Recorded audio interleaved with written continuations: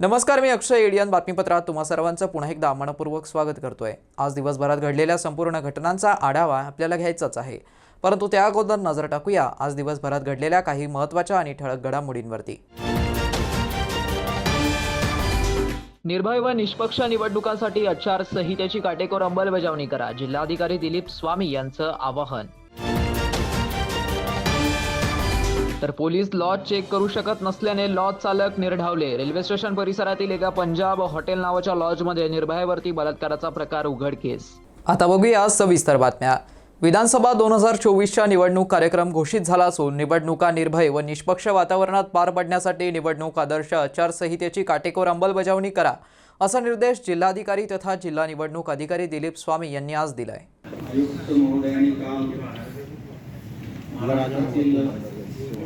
सार्वत्रिक विधानसभा निवडणुकीची घोषणा केलेली आहे आणि त्या अनुषंगाने आज आपण छत्रपती संभाजीनगर जिल्ह्यातील होणारी सार्वत्रिक निवडणुकीच्या अनुषंगाने एकंदरीत माहिती आपण सर्वांना द्यावी।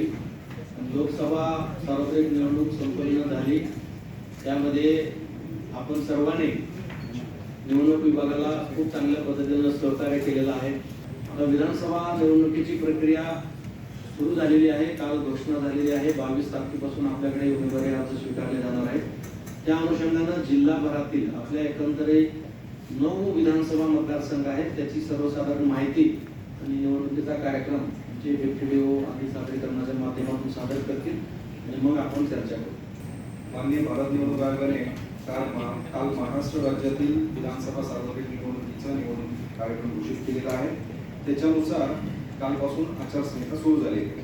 निवडणुकीची नोटीस म्हणजे नॉमिनेशन सुरू होण्याचा जो दिनांक आहे तो 22 ऑक्टोबर असेल आणि शेवटचा दिनांक नॉमिनेशन दाखल करायचा हा 29 ऑक्टोबर पर्यंत आहे। या दरम्यान प्राप्त झालेल्या सर्व नामनिर्देशन पत्रांची स्क्रुटनी छाननी 30 ऑक्टोबर रोजी होईल आणि ज्या कोणा उमेदवाराला त्याची उमेदवारी मागे घ्यायची आहे त्याचा शेवटचा दिनांक हा 4 नोव्हेंबर असेल।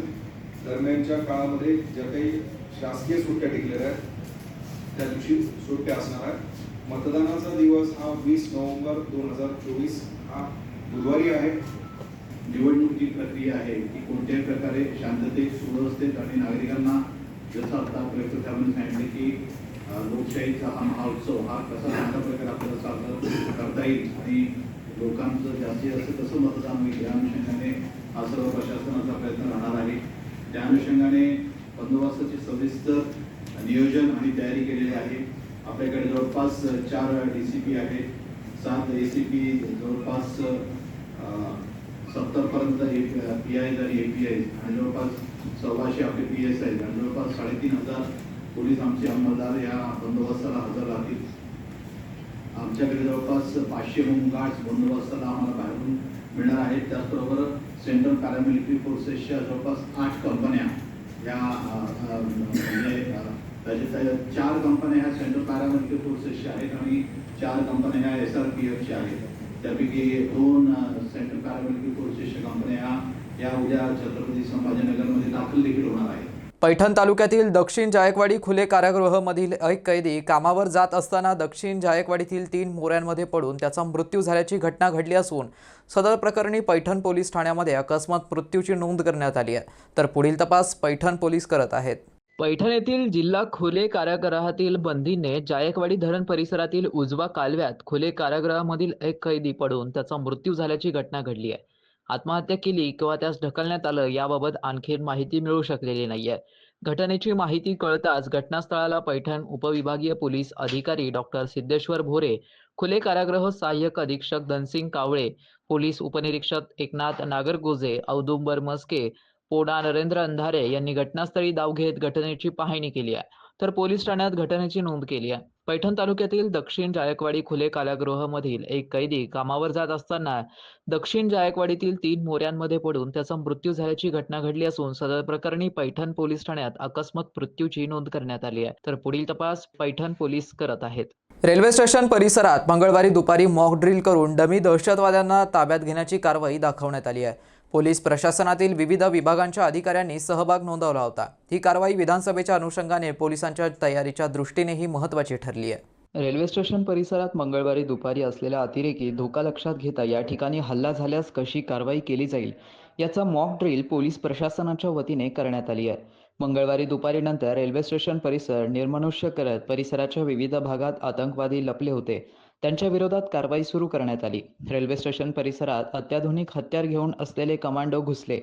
काळ्या लपलेल्या आतंकवाद्यांना शोधण्याचं काम सुरू झालं. यावेळी आतंकवाद्यांनी बंधक बनवलेल्या काही जणांची सुटकाही करण्यात आली आहे. काहींच्या अंगावरती लावण्यात आलेली स्फोटके बॉम्बनाशक पथकाने निष्क्रिय केली. या परिसरात लपलेल्या 7 आतंकवाद्यांना कंठस्नान घालत कारवाई फत्ते करण्यात आली. रेल्वे स्टेशन परिसरात मंगळवारी दुपारी मॉक ड्रिल करून डमी दहशतवाद्यांना ताब्यात घेण्याची कारवाई करण्यात आली.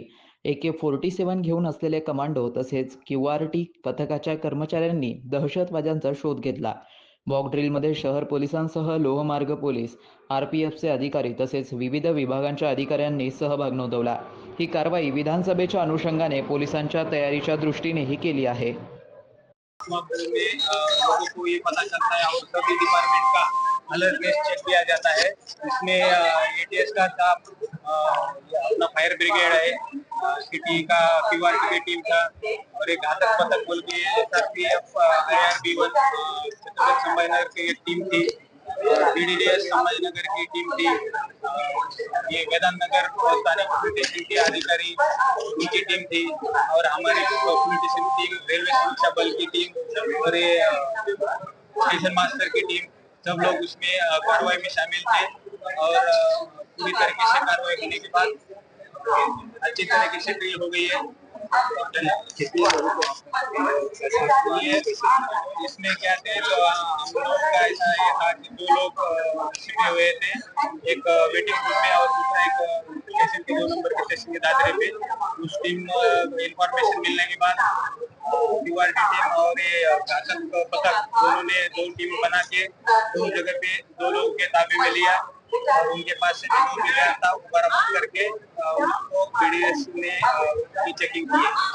सर ये मॉक ड्रिल थी और हकीकत में ऐसा होता है तो क्या छत्रपति संभाजीनगर की पुलिस का सब डिपार्टमेंट तैयार है इसके लिए? बिल्कुल.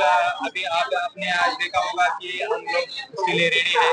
100% पुलिस रिस्पॉन्स करेंगे. जिल्हा परिषदेचे मुख्य कार्यकारी अधिकारी विकास मीना यांनी केलेल्या आवाहनाला प्रतिसाद देत जिल्ह्यातील सर्व शाळा, ग्रामपंचायती, अंगणवाड्या तसेच प्राथमिक आरोग्य केंद्र या ठिकाणी जागतिक हात धुवा दिनानिमित्ताने जागतिक हात धुवा दिवस मोठ्या जल्लोषात साजरा करण्यात आलाय.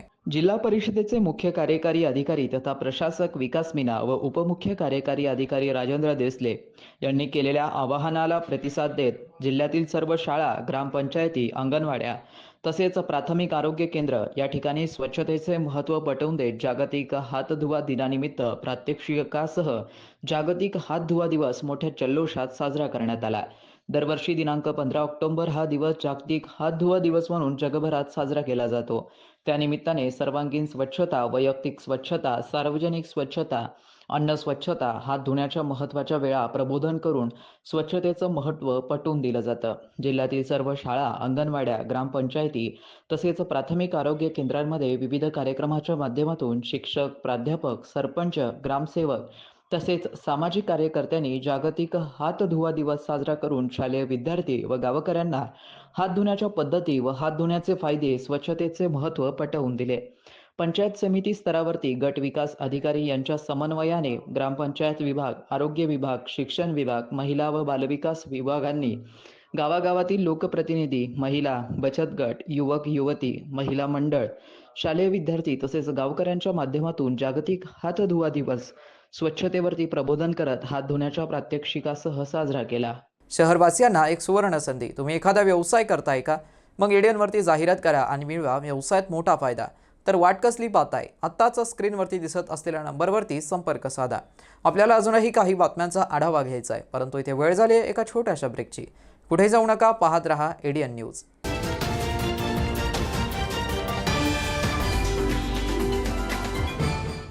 अनेकांच्या मनात स्वप्न असते की देशाची सेवा करायची, परंतु काही लोकच योग्य प्रशिक्षण घेऊन ते वास्तवात पूर्ण करतात.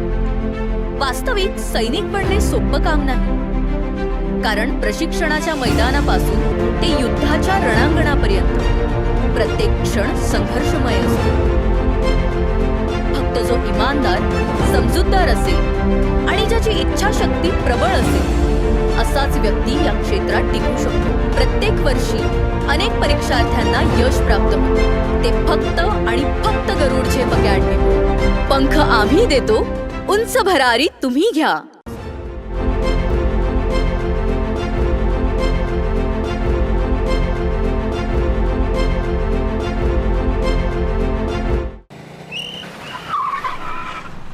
मस्त मास्क पहना रे तूने. Thank you sir. वो जान बचाने के लिए पहनना पड़ता है ना सर. रेडीमेड है या टेलर मेड है? ऑनलाइन ऑर्डर किया है सर. एक और है क्या? है ना सर. देना. बहुत मस्त लगेगा आपको. ये ना सर. ये ना भाई, जान बचाने के लिए बाइक चलाते वक्त सिर्फ खोपड़े पे मास्क पहनेगा तो खोपड़े को कौन बचाएगा? समझ गया सर. हेलमेट ऑनलाइन ऑर्डर कर, वरना हमेशा के लिए ऑफलाइन हो सकता है. Okay sir. ये ले. चल हम ये भी ऑनलाइन भर दे. हेलमेट पहने, ट्रैफिक नियमों का पालन करे, जिंदगी के सफर को सुरक्षित रखे.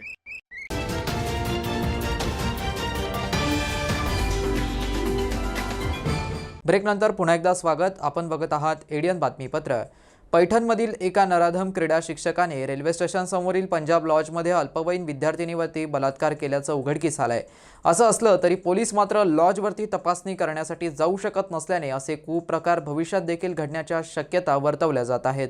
खेळाडूवर खासगी कोचने शहरातील एका पंजाब हॉटेल नावाच्या लॉजमध्ये बलात्कार केल्याची घटना मंगळवारी 15 ऑक्टोबर रोजी उघडकीस आली आहे. या प्रकरणी मुलीच्या आईच्या फिर्यादीवरून वेदांतनगर पोलीस ठाण्यात गुन्हा दाखल करण्यात आला आहे. शिवाजी जगन्नाथ गोरडे असं आरोपीचं नाव आहे. आरोपी खासगी कोच शिवाजी गोरडे खो खोच्या स्पर्धेचे धडे देत होता. या शाळेतील अल्पवयीन विद्यार्थिनी राष्ट्रीय स्पर्धेसाठी निवड झाली होती. त्याचं कारण देऊन आरोपीने बलात्कार केल्याचं फिर्यादीतून उघड झालंय. घाबरलेल्या मुलीने याबाबत 15 दिवस वाच्यता केली नाही, परंतु तिच्या मैत्रिणीमार्फत आरोपी सतत पाठलाग करत राहिला. त्यावेळी तिने ही बाब पालकांच्या निदर्शनास आणून दिली. त्यानंतर पालकांच्या सोबत पीडिता पोलिसांपर्यंत पोहोचली. त्यानंतर पोलिसांनी आरोपी कोच विरुद्ध विविध कलमान्वये गुन्हा दाखल केला आहे. याबरोबरच हॉटेलचा मालक पूजा रोहित राठोड आणि मॅनेजर सादिक मिर्झा बेग यांनी सदर मुलगी अल्पवयीन असल्याची शहानिशा न केल्याने त्यांच्या विरोधात देखील गुन्हा दाखल करण्यात आलाय. असं असलं तरी पोलीस मात्र कोणत्याही लॉजवरती तपासणी करण्यासाठी जाऊ शकत नसल्याने असे कुप्रकार भविष्यात देखील घडण्याच्या शक्यता वर्तवल्या जात आहेत. महानगरपालिका अधिकारी कर्मचारी संघटनेच्या वतीने खोट्या तक्रारी करणाऱ्या 4 ठेकेदारांवरती कारवाई करण्यात यावी यासह विविध मागण्यांसाठी निदर्शने आंदोलनं करण्यात आली आहे.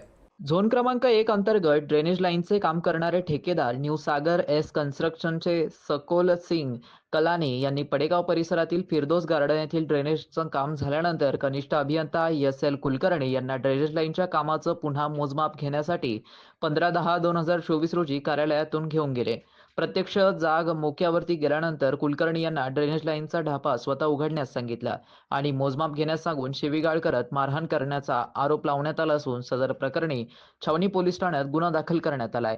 महानगरपालिकेच्या झोन क्रमांक 1 ते 10च्या कार्यक्षेत्रामध्ये ड्रेनेजचं काम करणारे रायडन construction, sambodhi construction, Ajay Vitthal खोपे, new सागर यस कन्स्ट्रक्शनच्या 4 ठेकेदारांनी ग्रुप तयार करून याच प्रकारे बहुतांश झोनमध्ये महानगरपालिकेच्या कर्मचाऱ्यांना कार्यालयीन काम करत असताना त्रास देण्याचा प्रकार करण्याचा आरोप लावत अशा प्रकारे खोट्या तक्रारींच्या घटना घडल्यानंतर पोलीस स्टेशनमध्ये गुन्हा दाखल करण्याची परवानगी देण्याचे अधिकार संबंधित विभाग प्रमुखांना देण्यात यावेत. तसेच रायडन construction, sambodhi construction, Ajay Vitthal खोपे, new सागर यस कन्स्ट्रक्शन या 4 ठेकेदारांच्या काळ्या यादीत समावेश करण्यात यावा अशी मागणी केली आहे. 15 वर्षांपासून रस्त्यावरती पडलेला कचरा कुंडी बंद केलाय. सुशोभीकरण करत महानगरपालिका, झेंटिओ, SBI, HUL आणि इकोसत्व यांच्या संयुक्त विद्यमाने स्वच्छता आणि सुशोभीकरण मोहीम यशस्वीरित्या पूर्ण करण्यात आली आहे. हम होंगे कामयाब 2.0 आणि स्टार्ट अ लिटिल गुड या मोहिमांच्या अंतर्गत महानगरपालिकेने झोन 7 वॉर्ड क्रमांक 98 येथे विशेष स्वच्छता मोहीम यशस्वीरित्या राबवली आहे. या मोहिमेच्या अंतर्गत हनुमाननगर गल्ली नंबर 3 नॅशनल मेडिकल समोर गेल्या 15 वर्षांपासून उघड्यावरती कचरा साचणारी जागा कचराकुंडी बंद करून तिथे सुशोभीकरण करण्यात आलंय. महानगरपालिकेचे उपायुक्त तथा घनकचरा व्यवस्थापक प्रमुख रवींद्र जोगदंड यांच्या आदेशानुसार आणि सहाय्यक आयुक्त तथा वॉर्ड अधिकारी राहुल जाधव यांच्या मार्गदर्शनाखाली हा उपक्रम राबवण्यात आलाय. या कार्यात स्वच्छता निरीक्षक सचिन भालेराव, सचिन खरात, लता राऊत, अजय मुथा, अक्षय गणाचार्य, इकोसत्व व्यवस्थापक, प्रकल्प समन्वयक जितेंद्र भाले, समन्वयक रत्ना सुतार, झोनल अधिकारी सुधाकर खरात, महानगरपालिका जवान आत्माराम दांडगे, मुश्ताक सर, विजय मगरे, किशोर जाधव, जवान भगीरथ सुरडकर आणि इकोसत्वच्या समीना शेख यांनी योगदान दिलं. या ठिकाणी स्वच्छता करून परिसर सुशोभित करण्यासाठी GVP पॉइंटवरती रंगकाम करून रांगोळी काढली. झाडांच्या खोडांभोवती गुलाबाच्या रोपांची लागवड करण्यात आली. परिसरात नागरिकांना बसण्यासाठी बेंचेस बसवण्यात आले. मनपा स्वच्छता कर्मचारी रहीम शेख, विश्वनाथ जोगदंड आणि नागरिकांनी या मोहिमेत मोठ्या प्रमाणात सहभाग घेतला. यावेळी रज्जाक सय्यद, फातूर पटेल, हाजी सरदार पटेल, साजिद पटेल तसेच MIMचे कार्यकर्ते शकील पटेल, अझीम पटेल आणि शेख जुबारे यांनीही या मोहिमेत सहभाग घेतला. या उपक्रमाचा समारोप वृक्षारोपणाने झाला, ज्यात उपायुक्त, सहाय्यक आयुक्त आणि स्थानिक नागरिकांच्या हस्ते वृक्षारोपण करण्यात आलं. महानगरपालिकेच्या पुढाकाराने आणि नागरिकांच्या सक्रिय सहभागामुळे शहरातील स्वच्छता आणि पर्यावरण संवर्धनाच्या दिशेने एक महत्त्वपूर्ण पाऊल उचलण्यात आलं आहे. कार्यक्रमाची सांगता हम होंगे कामयाब आणि माझा कचरा माझी जबाबदारी अशा घोषणाबाजीने करण्यात आली आहे. महाराष्ट्र स्थगिती सरकार गेल्यापासून गेल्या 2 ते 3.5 वर्षात आमच्या शिंदे यांच्या नेतृत्वाखाली सरकारने परिवर्तनाच्या योजना आणल्या आहेत. यावरूनच आपल्या कामाची गती दिसून येते आणि जनता महाराष्ट्राची प्रगती पाहत असल्याचं प्रतिपादन देवेंद्र फडणवीस यांनी केलं आहे. निवडणुकीचा शंखनाद झाला आहे, अर्थात आमच्याकरता शंखनाद झाला आहे, काहींकरता ऐलान झाला आहे. आमच्या महायुती सरकारने 2-2.25 वर्षामध्ये जे काही कार्य केलेलं आहे त्याचं एक रिपोर्ट कार्ड आपल्यापुढे आम्ही ठेवतो आहोत. अर्थात हे संक्षिप्त रिपोर्ट कार्ड आहे, कारण आपल्याला ठळक बाबीच तुमच्यापर्यंत पोचवता येतील. सविस्तर त्यातला प्रत्येक मुद्दा आणि त्या घटकांकरता केलेली कामं याची पुस्तिका आहे. त्याच्यामुळे ती काही आपल्यासमोर ठेवणं आम्हाला आत्ता संयुक्तिक वाटत नाही, ते आपल्यापर्यंत आम्ही पोचवू. स्थगिती सरकार गेल्यानंतर गती आणि प्रगतीचं सरकार हे गेल्या 2-2.25 वर्षामध्ये महाराष्ट्राने बघितलेलं आहे. या महाराष्ट्रामध्ये ट्रान्सफॉर्मेशनल, पूर्णपणे परिवर्तन करणाऱ्या अशा प्रकारच्या योजना आणल्या. या निश्चितपणे आमच्या कामाची गती आणि महाराष्ट्राची प्रगती या दोन्ही गोष्टी सांगणाऱ्या आहेत. महाराष्ट्र हे पहिलं राज्य आहे की ज्या राज्याने शेती विजेकरता स्वतंत्र शेतकरी वीज कंपनी स्थापन केली. या कंपनीच्या अंतर्गत 14,000 मेगावॅट वीज निर्मितीचं काम सुरू केलं सोलरच्या माध्यमातून आणि पुढच्या 15 ते 18 महिन्यामध्ये याचं सगळं काम डिलिव्हर होईल आणि त्यानंतर महाराष्ट्रातल्या शेतकऱ्यांना 365 दिवस दिवसा वीज ही आम्ही उपलब्ध करून देऊ. आणि याच्याच आधारावर आम्ही शेतकऱ्यांना मोफत विजेची योजना आणली. त्यामुळे विजेच्या बाबतीत शेतकऱ्याला चिंतामुक्त करण्याचं काम हे आपल्या सरकारच्या माध्यमातून या ठिकाणी झालेलं आहे. शेवटी पुन्हा एकदा नजर टाकूया आज दिवसभरात घडलेल्या काही महत्त्वाच्या आणि ठळक घडामोडींवरती. निर्भय व निष्पक्ष निवडणुकांसाठी आचारसंहितेची काटेकोर अंमलबजावणी करा, जिल्हाधिकारी दिलीप स्वामी यांचं आवाहन. तर पोलीस लॉज चेक करू शकत नसल्याने लॉज चालक निर्ढावले. रेल्वे स्टेशन परिसरातील एका पंजाब हॉटेल नावाच्या लॉजमध्ये निर्भयावरती बलात्काराचा प्रकार उघडकीस. आणि याबरोबरच हे बातमीपत्र इथेच संपलं. पुन्हा भेटूया पुढील बातमीपत्रात. तोपर्यंत पाहत रहा आपल्या हक्काचं बातमीपत्र ADN न्यूज.